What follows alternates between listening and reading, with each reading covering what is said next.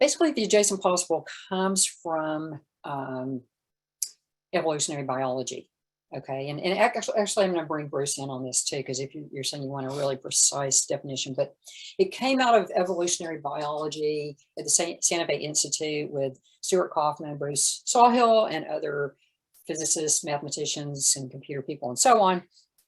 And it really is about, how we talk about, 1 foot in the known, 1 foot in the unknown, that things are, it's really about evolution. It's about,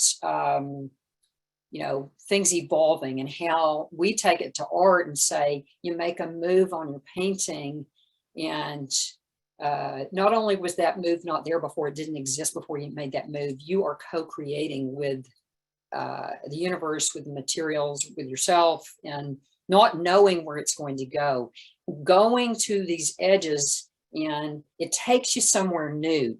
The adjacent possible takes you somewhere new that you can predict ahead of time.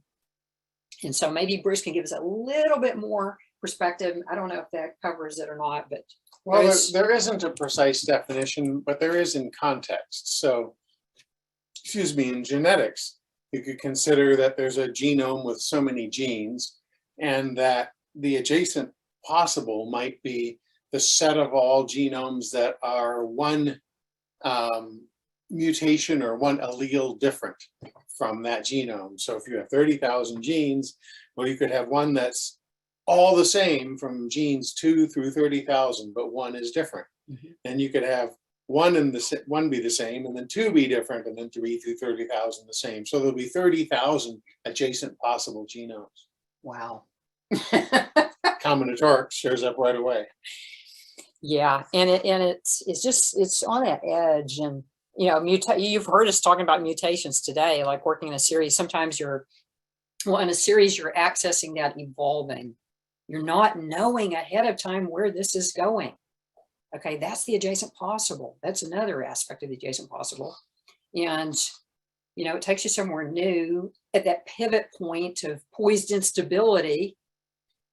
And basically, you just go there, right? And, not knowing ahead of time. So I think that that's a piece, and that the series can help you access the adjacent possible, continually evolving, continually exploring, continually searching, and mutations come through, sudden changes. Suddenly something changes into another form, something not quite so adjacent to what you were doing, but something wildly different.